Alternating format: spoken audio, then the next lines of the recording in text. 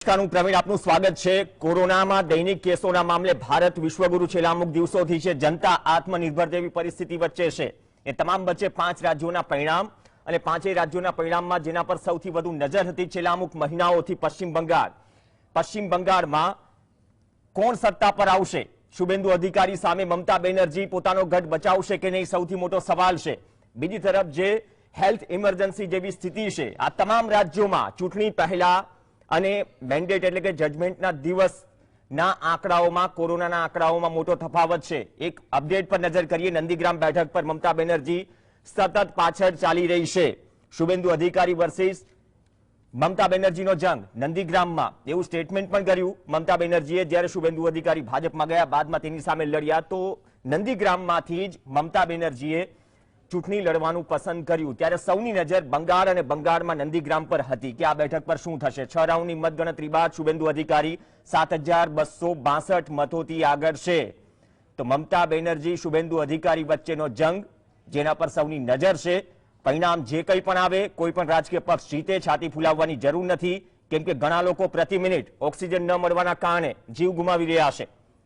પશ્ચિમ બંગાળથી દરેક અપડેટ. આસામમાં પણ એ સ્થિતિ છે. આસામમાં ફરીથી ભાજપ સરકાર બનાવતી દેખાઈ રહી છે. કેરળમાં કોંગ્રેસનું નબળું પ્રદર્શન, પણ પશ્ચિમ બંગાળમાં જે લેફ્ટ અને કોંગ્રેસની આઈડિયોલોજી કે ગઠબંધનવાળી વાત છે, તેમાં પણ પરિણામ મળતું દેખાઈ નથી રહ્યું. વાત રહી પુડ્ડુચેરીમાં, ત્યાં પણ 50-50 કરતા સ્થિતિ વન સાઇડ જઈ રહી છે. અને તમિલનાડુમાં કમલ હાસનની પાર્ટી પણ એટલું સારું પ્રદર્શન કરી શકી નથી, એઆઈએડીએમકે પાછળ. ચર્ચા કરીશું, વિશ્લેષણ કરીશું. આમ તો વિશ્લેષણ કરવા જેવી સ્થિતિ નથી. વર્તમાન સ્થિતિમાં જે કોરોના છે સમગ્ર દેશમાં, હેલ્થ ઇમરજન્સી જેવી સ્થિતિ છે. કોરોનાનો આંક 4 લાખની આસપાસ નોંધાઈ રહ્યો છે. ચર્ચા કરીશું, હેલ્થની ફેસિલિટીઝની પણ ચર્ચા કરીશું. આ 5 રાજ્યો અને સમગ્ર દેશ અને આ પરિણામ, ચૂંટણી પરિણામ જે 8 તબક્કામાં બંગાળમાં યોજાયા. દિનેશ વોરા આપણી સાથે જોડાશે દિલ્હીથી. વરિષ્ઠ પત્રકાર છે, રાજકીય વિશ્લેષક છે. દિનેશજી, સ્વાગત है आपका. प्रेरक शाह भाजपમાંથી જોડાશે. ટૂંક સમયમાં જ આપણી સાથે વધુ મહેમાન પણ જોડાશે. शुरुआत दिनेश जी आपसे करना चाहेंगे. जो एग्जिट पोल थे, एग्जिट पोल के हिसाब से जो पोल ऑफ पोल्स आया, ममता फिर से सरकार बनाती दिख रही है, लेकिन नंदीग्राम में जिसके ऊपर पूरे देश की निगाहें थी, वहां कांटे की टक्कर नहीं. अभी तक तो शुभेंदु अधिकारी का अपर हैंड है. किस तरह से देख रहे हैं, क्योंकि अंत्य समय में पीएम मोदी भी बांग्लादेश गए. मतवा समाज की आपने पिछले डिबेट में भी बात की थी कि किस फैक्टर के हिसाब से, किस स्ट्रेटेजी के हिसाब से 3 से जो 90 के पार बीजेपी वैसे तो जीती नहीं है, लेकिन जीतने के बराबर ही है, क्योंकि 3 से 90 के पार जो अभी लीड में है. किस तरह से देख रहे हैं इस तस्वीर को?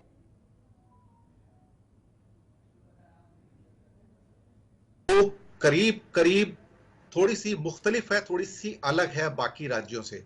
असम के अंदर जो रिजल्ट सामने आ रहे हैं, जहां बीजेपी सरकार बनाती नजर आ रही है, वो अनुमानों के अनुसार एग्जिट पोल के आसपास ही है. एलडीएफ की सरकार जो केरला में, वो भी बिल्कुल ठीक ठाक ही आ रही है. तमिलनाडु में शायद डीएमके स्टालिन साहब की जो मेजोरिटी है शायद थोड़ी सी डाइल्यूट हो जाए, लेकिन सबकी निगाहें बंगाल के ऊपर थी कि बंगाल का रिजल्ट भारत का भाग्य विधाता होगा, भाग्य बदलने वाला होगा, दशा और दिशा में बदलाव करेगा. अभी जो खास तौर से रिजल्ट्स निकल कर आ रहे हैं, ये थोड़े चौंकाने वाले भी हैं, क्योंकि मेरा भी अनुमान था कि फाइट तो टफ होगी, और मैंने कहा था कि टीएमसी का परिणाम भारी है, क्योंकि उसका एक 43-44% का कमिटेड वोट था, वो उसका कहीं छिटक कर नहीं जाएगा. बाकी जो वोट बचते हैं उसके अंदर मारामारी थी, कौन सा वोट, फ्लूइड वोट जो होता है, फ्लोटिंग वोट होता है, कहां जा सकता है. ममता बनर्जी का ये जो ट्रम्प कार्ड था, ये चला है. एक और सूचना जो अभी आ रही है, वो ये है कि टीएमसी के जितने भी कैंडिडेट हैं, वो ह्यूज मार्जिन से आगे हैं, बड़े मार्जिन से आगे हैं, जबकि बीजेपी की जो कैंडिडेट है वो थिन मार्जिन से आगे है. तो वहां पे बाजी फिर पलट सकती है. ये वोट परसेंटेज ममता बनर्जी ने लगता है काफी बढ़ाया है, और ये अंतर अब करीब करीब 10% से ज्यादा हो जाएगा टीएमसी का और बीजेपी का. जहां तक ममता बनर्जी की खुद की बात है, अभी बहुत सारे राउंड बाकी हैं. 7,000 वोटों का अंतर बहुत बड़ा अंतर नहीं है. 1-2 राउंड पासा पलट सकता है. इसलिए मैं अभी ममता बनर्जी के चुनाव के बारे में अभी भी अपनी फिंगर क्रॉस रखूंगा, क्योंकि इनकी फाइट आखिरी राउंड तक होगी और उससे पहले किसी को डिक्लेयर करना शायद खतरे से खाली नहीं होगा। लेकिन ममता बनर्जी का जीत जाना, ममता बनर्जी की टीएमसी का जीत जाना एक किस्म से देखा जाए तो बहुत बड़ी जीत होगी, मेगा जीत होगी। हालांकि बधाई मोदी जी को भी, क्योंकि उनका भी परफॉर्मेंस अगर वो 90 से ऊपर सीटें लेके जाते हैं जैसा कि अनुमान है, बहुत बड़ी जीत है। लेकिन कांग्रेस कहां पर, लेफ्ट कहां है, वो खत्म हो गए। बीजेपी की जीत भले मेजोरिटी ना मिले लेकिन जीत बड़ी मानी जाएगी, इसमें कोई शक नहीं। लेकिन ममता बनर्जी को तो बधाई बनती है कि उनकी सरकार बनेगी और अच्छे वोटों से बन रही है। अब ममता का अपना मामला फंसा हुआ, थोड़ा सा देखते हैं क्या होता है। लेकिन कहीं ना कहीं एक बात फिर से प्रूव हो गई कि जो विधानसभा के चुनाव होते हैं, अगर वहां पे विरोधी दल का लीडर स्पष्ट है कि कौन लीडर है, तो फिर कहीं ना कहीं भारतीय जनता पार्टी वहां हमेशा कमजोर पड़ती नजर आती है और वो लोकसभा की परफॉर्मेंस, जो वोट्स होते हैं, उसको विधानसभा के अंदर रेप्लिकेट नहीं कर पाती है। ये मेरा अनुमान है प्रवीण जी। एक छोटा सा एक और सवाल दिनेश जी, क्योंकि जहां तक टीएमसी और ममता बनर्जी इंडिविजुअली बात की जाए तो एग्रेसिव इमेज रखते हैं, क्योंकि लेफ्ट की सरकार को उखाड़ा है पास्ट में। लेकिन इस बार जो प्लास्टर आया पैर में, व्हील चेयर पे प्रचार किया, वो इमोशनल सेंटीमेंट क्या काम कर गया? बिल्कुल काम किया है। दरअसल साम दाम दंड भेद जो है, वो क्या कहते हैं ना कि जंग और मोहब्बत के मैदान में सब चलता है। इसलिए चुनाव के मैदान में जो भी पैंतरे हो सकते हैं वो हर व्यक्ति यूज करता है और उसके लिए हम किसी को दोष नहीं दे सकते। जिसके पास जो भी वेपन्स हैं वो उन वेपन्स का यूज करेगा ही करेगा। ये एक्सपेक्ट करना कि वहां पर वो वेपन्स यूज नहीं करेंगे, अगर आपके आर्सेनल के अंदर वो वेपन्स हैं तो यूज होंगे। ममता बनर्जी ने उसको एनकैश किया, अच्छा खासा एनकैश किया, लोगों में सिंपैथी भी जगाई और कहीं ना कहीं शायद ये विश्वास दिलाने में कामयाब हो गई कि भारतीय जनता पार्टी के पास कोई चेहरा नहीं है बंगाल में दिखाने के लिए, जबकि टीएमसी के पास मेरा चेहरा है, मैं आपके सामने हूं। और फिर एक और इमोशनल अपील थी, बंगाल की पुत्री होगी या कौन होगा, ये बाहर का व्यक्ति होगा। ये अपील भी बहुत कामयाब हुई है कि अल्टीमेटली बंगाल की पुत्री ही वहां पर चीफ मिनिस्टर बनेगी या विजय होकर आएगी। चीफ मिनिस्टर के बारे में तो खैर बाद में फैसला होगा, लेकिन विजय होकर आएगी, ये सबसे महत्वपूर्ण था। ओके, प्रेरक शाह છે। પ્રેરકભાઈ, 200 નો નારો હતો, આમ તો નેરેશન કહેવાય, ગુજરાતમાં પણ 150 પારની વાત હતી 2017 માં, એ બિલ્ડ નેરેશન બિલ્ડઅપ વાળી વાત છે। પણ આ પરિસ્થિતિમાં જે શરૂઆતી ટ્રેન્ડ્સ છે એ હિસાબથી એક મોટી વાત કીધી કે બંગાળમાં સીએમ કેન્ડિડેટનો ચહેરો કોઈ નહીં, મતલબ એવો દિગ્ગજ ચહેરો। પહેલી વાત એ। બીજી વાત એ કે નેરેશન બાદ જે સ્થિતિ છે, કદાચ અમુક સેન્ટિમેન્ટનો લાભ મળી રહ્યો છે, 3 થી 90 પાર પહોંચે જો અત્યારની પરિસ્થિતિમાં તો ખોટી વાત નથી, પણ એ એક બહુ મોટું ફેક્ટર છે કે એ ચહેરો નહીં। મોદીનો જાદુ ચાલ્યો આટલી રેલીઓ સાથે સાથે, આટલી ભીડો સાથે સાથે, પણ સીએમ કેડનો ચહેરો નહીં। સામાન્ય રીતે તમે જુઓ તો આગલા ઇલેક્શનમાં ભારતીય જનતા પાર્ટી 3 સીટ ઉપર હતી અને 3 સીટ ઉપર હોય ને તો ત્યાં આગળ એવું હોય કે પ્રચારની અંદર લગભગ તેના રાષ્ટ્રીય અધ્યક્ષ કે પાર્ટીના કાર્યકર્તાઓનો જોમ જુસ્સો જ ના હોય। એની જગ્યાએ ભારતીય જનતા પાર્ટી એટલે અમિત શાહ જ્યારે રાષ્ટ્રીય અધ્યક્ષ હતા ત્યારે એમણે કાર્યકર્તામાં જુસ્સો અપાવ્યો કે આપણે અહીંયા આગળ સારું પરફોર્મન્સ કરી અને આપણે આપણું ગ્રાઉન્ડ ઊભું કરી શકીશું। અને 2019નું જે લોકસભાનું ઇલેક્શન આવતા આવતા ત્યાં અમારી એક સીટમાંથી અમે 18 સીટ ઉપર વિજેતા બન્યા અને આજે 2021 એટલે 3 સીટ વિધાનસભાની હતી, એમાંથી કદાચ 90, 95, 100, 125 જેટલી પણ સીટો આવે, પણ અનેક ગણો એમાં વધારો થયો। અને આ જે સીટોમાં વધારો ક્યારે થાય, જ્યારે કાર્યકર્તાઓ પસીના પાડે છે, નેતાઓ મહેનત કરે છે, ત્યારે જ બાકી જે કોંગ્રેસે ગઈ વખતે 44 સીટ ઉપર હતી, ત્યાંથી 44 માંથી અત્યારે કદાચ 1 કે 2 સીટ ઉપર આવી ગઈ। લેફ્ટનું એક સમય ગઢ કહેવાતું હતું વેસ્ટ બેંગાલ, વર્ષો સુધી એકધારી સત્તા કરી છે, એ આજે વેસ્ટ બેંગાલ એ કહેવાય કે લેફ્ટ વિધાઉટ લેફ્ટ બની ગયું। આ સ્થિતિને કેવા સમયની અંદર અમારા કાર્યકર્તાઓએ ત્યાં કામ કર્યું, કાર્યકર્તાઓની હત્યા થાય, કાર્યકર્તાઓના ઘરનાને પરેશાની થાય, એમની ઉપર હુમલા થતા હોય, ઇવન અમારા રાષ્ટ્રીય અધ્યક્ષ જેપી નડ્ડાજી ઉપર હુમલો થયો હતો અને કદાચ તમે તમારી ચેનલે બી લાઈવ બતાવ્યું હતું કે એમનો કાફલો બુલેટ પ્રૂફ કાર હતી એટલે એ બચી ગયા, પણ એમની પાછળ અમારા ત્યાંના પ્રદેશ અધ્યક્ષ દિલીપ ઘોષ જે હતા એ ઇન્જર્ડ થયા હતા અને બીજા કૈલાસ વિજય વર્ગીય ઇન્જર્ડ થયા હતા। આ પ્રકારની સ્થિતિનું ત્યાં આગળ નિર્માણ થયું હતું. એ સમયની અંદર હું ચોક્કસ અત્યારે ભારતીય જનતા પાર્ટીનું પરફોર્મન્સ છે ખૂબ જ સારું માનું છું. અને અત્યારે પણ જે છેલ્લું ટ્રેન્ડ હું જોઉં છું તો લગભગ 60 થી 62 સીટો એવી છે કે જ્યાં 1000-1500 ના માર્જિનથી પ્લસ માઇનસ ચાલે છે ટીએમસી અને બીજેપી. હા, થીન માર્જિનથી ચાલે છે. અને અત્યારે 6-7 રાઉન્ડ પૂરા થયા છે. હજી 20 રાઉન્ડનું કાઉન્ટિંગ છે. એટલે હજી આવનારા મને એવું લાગે છે કે પશ્ચિમ બંગાળના ઇલેક્શનનું જે ટોટલ રિઝલ્ટ આવે એનો તમારે લગભગ 3-4 વાગ્યા સુધી રાહ જોવી પડશે અને પ્લસ માઇનસ થવાની પૂરેપૂરી શક્યતા છે. એક બહુ નાનો સવાલ એ પણ છે કે 8 તબક્કામાં જે ચૂંટણી થઈ ત્યારે પણ ઘણા સવાલો તો પોલિટિકલ બ્લેમિંગ પણ થયું, પણ 8 તબક્કામાં 6 તબક્કા સુધી વાંધો ન આવ્યો. ચૂંટણી રેલીઓ ચાલતી રહી, ઇલેક્શન કમિશન ભલે કે અમે પાલન કરાવી રહ્યા છીએ, પણ લાખોની ભીડ દરેક રાજકીય પક્ષ, ખુદ પીએમ મોદીની રેલીમાં પણ હતી. દરેક રાજકીય પક્ષ, કોઈ બાકાત નથી જી.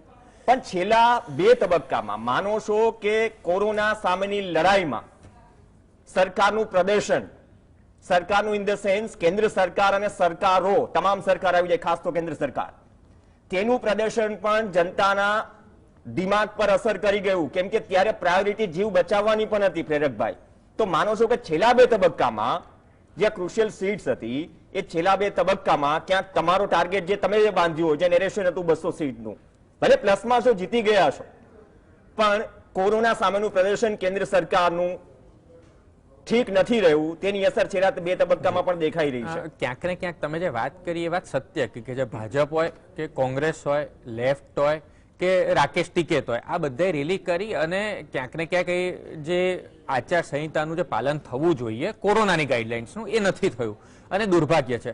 પરંતુ તમે જો ભારતીય જનતા પાર્ટીએ 4 તબક્કા પછી કોઈ પણ ત્યાં રેલી થઈ તો એમાં આચારસંહિતા એટલે કોરોના ગાઈડલાઇન્સનું પાલન થયું છે.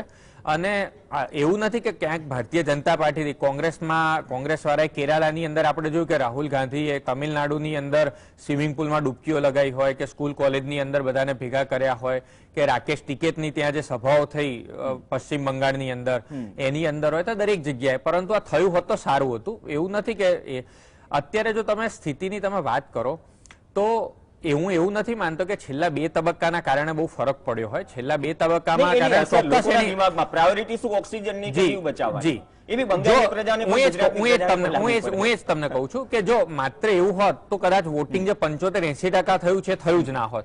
તમે જો કે શરૂઆતના તબક્કા કે પાછલા તબક્કા લગભગ ઓન એન એવરેજ 75 છે, પણ હું પરફોર્મન્સના બેઝિક પર હવે તમે જુઓ કે મમતા બેનર્જીએ નરેન્દ્રભાઈ મોદી પ્રાઇમ મિનિસ્ટરે તો છેલ્લે રેલી બી કેન્સલ કરી દીધી ને ભાજપના કોઈ મોટા નેતા નતા ગયા, પણ મમતા બેનર્જીએ તો છેલ્લા દિવસ સુધી પ્રચાર ચાલુ રાખ્યો, એમના રોડ શો બી ચાલુ હતા અને આપની ચેનલમાં જોયેલું છે.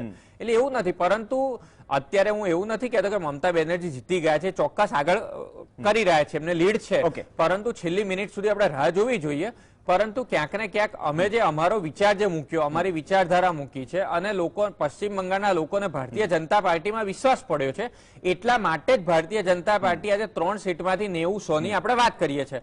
બાકી જો આ વિશ્વાસ ના હોત, આ લોકોના જે કહેવાય કે અમારી વિચારધારા પર વિશ્વાસ ના હોત, અમારા નેતૃત્વ પર વિશ્વાસ ના હોત, અમારા કાર્યકર્તાઓ પર વિશ્વાસ ના હોત, અમારી વિકાસવાદની નીતિ ઉપર વિશ્વાસ ના હોત, અમારી શાંતિ અને સલામતીની વાત ઉપર વિશ્વાસ ના હોત, તો જે આજે કોંગ્રેસની વેસ્ટ બેંગાલમાં હાલત છે, 44 માંથી કદાચ એક પણ જીતી ના શકે અથવા તો એકાદ જીતે એવી સ્થિતિ છે, એ સ્થિતિમાં અમે મુકાઈ ગયા હોત. આજે એવું નથી. આપણી સાથે છે અમિતભાઈ. દાવાઓ તો થતા રહેશે રાજકીય રીતે, પણ શરૂઆતથી જે વોટ શેરમાં ડિફરન્સ હતો 15% હતો, ટીએમસી 15% વોટ શેર વધુ હતી બીજેપી કરતા. હવે અત્યારની સ્થિતિએ 10% વોટ શેરનો ડિફરન્સ રહ્યો છે ઇલેક્શન કમિશનના આંકડા પ્રમાણે. તો આપ કઈ રીતે જોઈ રહ્યા છો જે ટ્રેન્ડ્સ આવી રહ્યા છે, જે વોટ શેરમાં ડિફરન્સ છે અને જ્યાં આંકડાઓ અત્યારની સ્થિતિ આપણને જોવા મળી રહ્યા છે બંગાળમાં ટીએમસીની લીડના કે બીજેપી 90+? અત્યારે જે આંકડાઓ આપણી સમક્ષ ઉપલબ્ધ છે, શક્ય છે કે કદાચ એમાં થોડું પરિવર્તન જ્યારે અંતિમ પરિણામો આવશે ત્યારે આપણને જોવા મળે, પરંતુ મુખ્યત્વે જે દેખાઈ રહ્યું છે તે સ્પષ્ટ છે કે મમતા બેનર્જી ફરી પાછા મુખ્યમંત્રી તરીકે પશ્ચિમ બંગાળમાં આરૂઢ થશે અને ટીએમસી ની સીટ્સ ઓછામાં ઓછી બીજેપી કરતા 30 કે 35 જેટલી વધારે રહેશે. મુખ્ય જે તારણો છે તે એ છે કે ભારતીય જનતા પાર્ટીએ જે દાવો કરેલો કે અમે 200 સીટથી વધારે જીતીશું એ બહાર નથી આવ્યો. સ્વાભાવિક છે કે ચૂંટણી પહેલા આ પ્રકારના દાવાઓ થતા હોય, પરંતુ ભારતીય જનતા પાર્ટીની એક જે સફળતા છે તે એ છે કે તેમણે બંગાળમાં જે ત્રીજો મોરચો હતો લેફ્ટ અને કોંગ્રેસનો એને સંપૂર્ણપણે સાફ કરી નાખ્યો છે અને બંગાળ હવે ભારતના બીજા ઘણા રાજ્યોની જેમ દ્વિપક્ષી પક્ષ પ્રણાલી તરફ આગળ વધી ગયો છે. ભારતીય જનતા પાર્ટીનો જે સીટનો રાઇઝ થયો છે 2016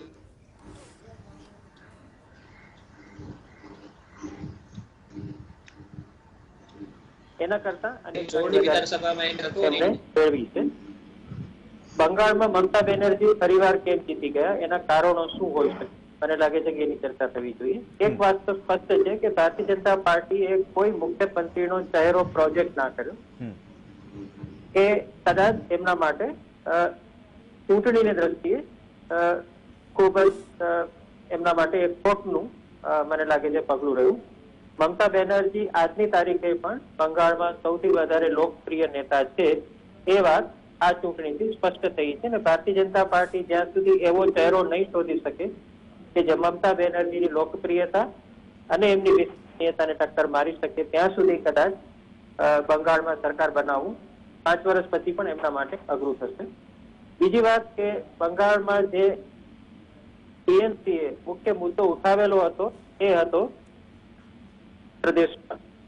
આ વખતની ચૂંટણીમાં મમતા બેનર્જીએ કોઈ જગ્યાએ ગવર્નન્સની એટલી વાત નથી કરી જેટલી એમણે પ્રદેશવાદની વાત કરી અને પોતે બંગાળની અસ્મિતા, બંગાળની સંસ્કૃતિ અને બંગાળના હિતોને રિપ્રેઝન્ટ કરે છે એવી એક છાપ એ મતદારોમાં ઊભી કરી શક્યા કે ભારતીય જનતા પાર્ટી કદાચ બંગાળના હિતોને એટલી સારી રીતે નહીં જાળવી શકે જેટલી ટીએમસી અને મમતા બેનર્જીની સરકાર જાળવી શકશે. તો આ વસ્તુ પણ સ્પષ્ટ બની છે કે બંગાળના મતદારોએ મમતા બેનર્જીની આ વાતને અનુમોદન આપ્યું છે કે બંગાળના જે પ્રાદેશિક હિતો છે એની જાળવણી કરવા માટે ત્યાંનો પ્રાદેશિક પક્ષ અને પ્રાદેશિક નેતા એ વધારે સફળ પુરવાર થશે, નહીં કે રાષ્ટ્રીય પક્ષ અને રાષ્ટ્રીય નેતાઓ. નમસ્કાર. જી, તો આ સ્થિતિ છે. બહુ સારી વાત કરી કે અત્યાર સુધી એ મુદ્દો નીકળ્યો કે ચીફ મિનિસ્ટર નો ચહેરો, એ કેન્ડિડેટ, એ ચહેરો કદાચ પીએમ મોદીનો જાદુ છે, પણ પીએમ મોદી બંગાળના મુખ્યમંત્રી તો ન બની શકે, મતલબ અત્યારની સ્થિતિએ. પણ એ ચહેરો ક્યાંક મિસિંગ હતો. दिनेश वोरा जी, क्या यही बात निकल के सामने आई है? एक जो चेहरा चाहिए था, एग्रेसिव प्रचार था, मतलब रैलियां भी खूब हुई, दावे भी खूब हुए, लेकिन फिर भी जो बंगाल का आपने इससे पहले भी जो जिक्र किया था कि वहां हिंदू मुस्लिम नहीं चलता, वहां जो वोट्स का पोलराइजेशन है वो चीज सब नहीं चलती, बंगाल सबसे अलग है, तो क्या वो पहचान इस चुनाव में भी बनाए रखी वेस्ट बंगाल ने? जी बिल्कुल बनाए रखी है और बंगाल को समझना इतना आसान नहीं है. अगर ईस्ट बंगाल को देखें तो जो बांग्लादेश है वो दुनिया का पहला ऐसा राष्ट्र है जो भाषा के नाम पर अलग हुआ था. दुनिया में इसका डिवीजन हुआ है, भाषा के नाम पर इसका डिवीजन हुआ है. अत्याचार तो खैर हुए थे, लेकिन यहाँ पर क्या हुआ है कि एक तो चेहरा नहीं था भाजपा के पास. दूसरी बात आपने सही कहा कि नरेंद्र मोदी तो आके यहाँ पे चीफ मिनिस्टर बनने वाले नहीं थे. तीसरा था कुछ टॉन्ट ऐसे हो गए प्रधानमंत्री जी के द्वारा दीदी और दीदी कह के, शायद वो कहीं ना कहीं जो महिला वर्ग थी बंगाल की उनको वो उचित नहीं लगा. उसके बाद हर बार आके कहना कि सिर्फ आपके 15 दिन और रह गए हैं, आपका बंडल बंद गया, आपके 20 दिन रह गए हैं. कहीं ना कहीं ये जो प्रतिक्रियाएं थी ये बहुत तीखी होती जा रही थी. राजनीति में आलोचना होना ठीक है, लेकिन उन आलोचनाओं की भी एक मर्यादा होती है, एक सीमा होती है. अभी बड़े बड़े जो बीजेपी के स्टालवर्ट्स हार रहे हैं, इवन ममता भी पीछे, मैं आपको पहले बता दूं सुवेंदु, इसमें कोई शक वाली बात नहीं है, लेकिन अभी बहुत राउंड है, अभी कह नहीं सकते. प्रशांत किशोर की भूमिका को भूलना नहीं चाहिए. जो बैकडोर जो बॉय था उनका, जिसने ये सारे काम किए, वो भी बहुत बड़ी बात थी इसके अंदर. मैं समझता हूं कि ममता अपने आप में इतना बड़ा चेहरा है. आज भारत में ढूंढो तो शायद मुझे लगता है कि नरेंद्र मोदी के सामने कोई एक चेहरा खड़ा हो सकता था तो वो ममता थी, क्योंकि ममता फाइटर है, ममता जन्मजात फाइटर है, वो फाइट करती है. उसे क्या कहते हैं कि ईंट का जवाब पत्थर से देना आता है. और इस बार जो वोट का परसेंटेज जो इंक्रीज हुआ है, जैसे मैंने पहले भी कहा कि ममता का एक परफेक्ट वोट बैंक है 43-44% का, वो टिका रहा और उसको उसने इंक्रीज भी किया. थोड़ा सा लगता है, अभी फाइनल फिगर जब आएंगे तब पता लगेगा, लेकिन कंसोलिडेशन हुआ है. कहीं ना कहीं भाजपा का जो एक ओवर कॉन्फिडेंस था या जो भी था वो उसके लिए मात का कारण बना। लेकिन भाजपा के लिए भी जीत बहुत बड़ी है, मैं आपको बताऊं, क्योंकि भाजपा में जो अगर 80 सीट ले, 90 ले, 100 ले, भाजपा की जीत को दरकिनार नहीं किया जा सकता। लेकिन बंगाल को समझने के लिए शायद भाजपा को अभी काफी और साल का इंतजार करना पड़ेगा। ભાઈ વેઇટ કરવો પડશે। સોનાર બાંગ્લાનો નારો પણ સોનાર બાંગ્લાનો નારો સોની આસપાસ લાવી ગયો, પણ જે વાત કરી કે અમુક મર્યાદાઓ, જે તમામ આમ જે ઇલેક્શનની વાત કરી કે તમામ રાજકીય પક્ષો પોસિબલ હોય એટલી, ચલો ઈવીએમ ને પણ બે પગ આવી જાય છે, ક્યાંક રસ્તામાં મળતા દેખાય છે, આ બધી વસ્તુઓ રહી। હિંસાનો મુદ્દો પણ છે પશ્ચિમ બંગાળમાં, જે હિંસા ભૂતકાળમાં થતી હતી કદાચ એટલી ઓછી થઈ આ ઇલેક્શનમાં, પણ પશ્ચિમ બંગાળની જનતાએ જે મતોના પોલરે, મમતા બેનર્જીએ પણ પ્રયત્ન કર્યો જે ભૂતકાળમાં ન હતો, મતોનું ધ્રુવીકરણ ન થઈ શક્યું, કેમ કે જે લેફ્ટ નીલ દેખાઈ રહી છે એ જ સીટો પર ટ્રેન્ડ્સમાં તમે મીન્સ કે એ સીટો પર એ આંકડાઓ પર આગળ છો, તો માનો છો કે મમતાના ગઢમાં આવી તો ગયા, પણ મમતાના જે કોર મતદારો છે, કોર વોટ બેંક છે, તે તમારા તરફ ના આવી। તમારી વાત સત્ય હકીકત છે કે મમતા બેનર્જીના જે કોર વોટર્સ છે, જે બાંગ્લાદેશી છે, રોહિંગ્યા છે કે જે લઘુમતીના છે, ત્યાં કદાચ અસર નહીં થઈ હોય, પરંતુ ભારતીય જનતા પાર્ટીએ જે રીતે ત્યાં મહેનત કરી છે અને જે રીતે કાર્ય કર્યું છે, આજે આ બિરદાવાપૂર્ણ છે। કેટલી સીટ આવશે હું અત્યારે અગત્યનું નથી, 90 આવે, 95 રોહિંગ્યા કે બાંગ્લાદેશીઓ છે, 90-95 કેટલી આવે, 3 સીટ ઉપરથી વધી, અને જો 90-95 સીટ બી આવે, ક્યારે એવું નથી હોતું કે રાતોરાત એક જ વખત તમે ઉભા રહો ને ઇલેક્શન। ભારતીય જનતા પાર્ટી આજે લોકસભામાં 2 સીટ ઉપર હતી, એમાંથી પૂર્ણ બહુમત આવતા આવતા 2014 થઈ ગયું, પણ એકવાર 2014 માં આવી, પછી બીજી વાર એના કરતા પણ વધારે સીટ સાથે આવી। એવી જ રીતે તમે ગુજરાત જુઓ, મધ્યપ્રદેશ જુઓ, અલગ અલગ રાજ્ય, આજે ભારતીય જનતા પાર્ટીની ફૂટપ્રિન્ટ પેસારી છે, અને આ જે છે એના કારણે મજબૂત વિપક્ષની ભૂમિકામાં બી કદાચ આવી શકે। અત્યારે શું પરિણામ આવશે ખબર નથી, પણ જે બી પરિણામ આવશે, આજે ભારતીય જનતા પાર્ટી જે મહેનત કરી છે, અને ભારતીય જનતા પાર્ટીએ બંગાળની રાજનીતિમાં કટ મનીની રાજનીતિ કેવી રીતે ચાલે છે, આ સંસ્કૃતિને નષ્ટ કરીને વિકાસની સંસ્કૃતિનું નિર્માણ કરવું હોય, અને કેવી રીતે સદભાવયુક્ત વ્યવસ્થા અને ભેદભાવ મુક્ત વ્યવસ્થા ઊભી થાય, એનો નારો લઈને ભારતીય જનતા પાર્ટી આગળ નીકળી હતી, અને આવનારા સમયની અંદર બંગાળની અંદર આ ચોક્કસ દેખાશે। બાકી પોલરાઇઝેશન કરવાનું જે તમે વાત કરી, તો મમતા બેનર્જીએ ચોક્કસ પ્રયત્ન કર્યો હતો, જાહેર સભાની અંદર એ બોલ્યા હતા કે બધા જ લઘુમતી એક થઈ જાવ, નહીં તો ભારતીય જનતા પાર્ટી આવશે, અને એ બાબતે ચૂંટણી પંચે એમને નોટિસ પણ આપી। બંને પક્ષ એકબીજામાંથી થોડું ઘણું તો શીખે ને। યોગેશ સુરગર આપણી સાથે છે। યોગેશભાઈ, પ્રેરકભાઈ પોલરાઇઝેશનની વાત કરી, પણ તમામ વાતો બંગાળની જનતાએ જે આઈડેન્ટિટી છે વર્ષોથી ચાલી આવી રહી છે, કે તેના ઉપર સ્ટ્રિક્ટ રહે, કદાચ અત્યારે જે સ્થિતિમાં જે દેશ, અને આપણે 5 રાજ્યોની ચૂંટણીની પરિણામની વાત કરી રહ્યા છીએ, મેં એમ પણ કહ્યું કે છેલ્લા 2 તબક્કામાં કદાચ કેન્દ્ર સરકારના કોરોના સામે પરફોર્મન્સ પણ જનતાએ ધ્યાનમાં લીધું, તમામ રાજ્ય સરકારની જનતાએ પણ ધ્યાનમાં લીધું કે ભાઈ સરકાર શું કરી રહી છે, શું કહી રહ્યા છે આંકડાઓ અને અનુમાન। આમ તો જે પ્રકારની સ્થિતિ હતી, 4 તબક્કા સુધી તો કોઈને ખબર નહીં, પૂરું ભારત ખડકાઈ ગયું હતું પશ્ચિમ બંગાળમાં, ભલે કોરોનાના કેસીસ વધે, રોજના 3000 ની આસપાસ લોકો મરે, ઇલેક્શન વોઝ ધ પ્રાયોરિટી।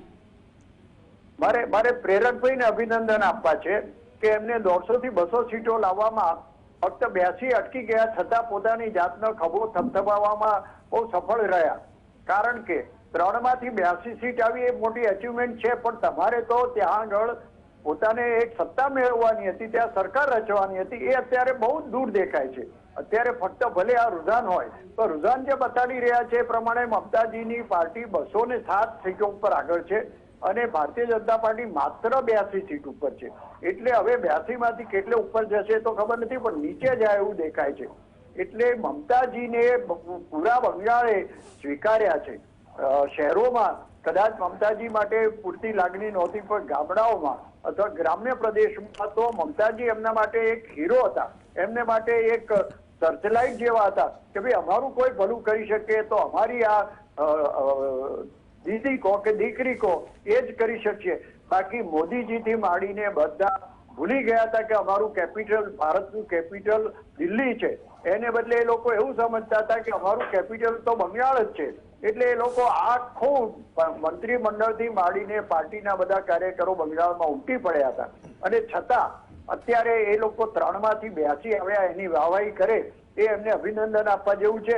બાકી તો ત્યાં આગળ અત્યારે મમતાજીનું જે રાજ ચાલે છે અને એ 200 થી ઉપર જશે એવી ગણતરી હતી અને બદલે અત્યારે 207 થી ઉપર જાય એવું દેખાય છે. અને અત્યાર સુધી કોમ્યુનિસ્ટોએ પશ્ચિમ બંગાળમાં રાજ કર્યું એમાંના અત્યારે કોઈ શોધ્યા જણાતા નથી. એકાદ સીટ આવી છે અત્યારે બતાડવામાં આવે છે, પણ એ પણ મને લાગે છે કે આશ્ચર્ય છે.